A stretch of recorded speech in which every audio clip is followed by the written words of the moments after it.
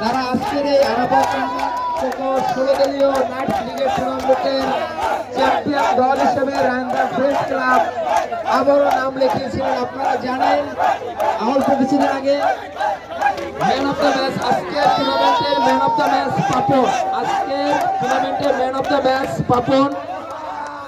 বাপনকে ধন্যবাদ জানাই।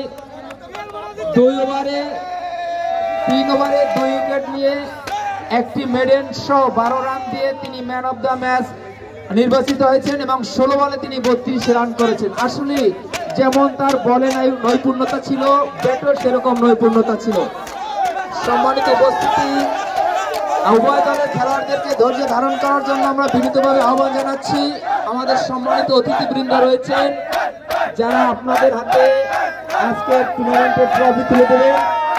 আমরা ফ্রেন্ডস ক্লাবের যারা সিনিয়র দায়িত্ব রয়েছে, আমাদের বড় ভাই তিনি মাথায় একটা টুপি দিয়ে নৃত্য পরিবেশন করছেন, আলামিন মুন্সি। আসলে তার কিন্তু অনেক সিনিয়র, কিন্তু তার আনন্দ দেখে মনে হচ্ছে তিনি নতুন এক উজ্জীবিত শিশু, সেরকম সে আনন্দ করছেন। আপনারা ফুটবল টুর্নামেন্ট আয়োজন করেছিল আমরা কাছে লায়ন্স ক্লাব, সেখানেও চ্যাম্পিয়ন হয়েছিল রায়হানদার ফ্রেন্ডস ক্লাব।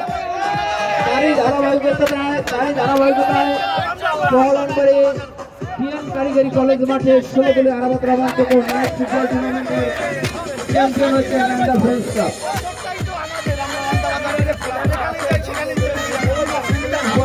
খেলোয়াড়দেরকে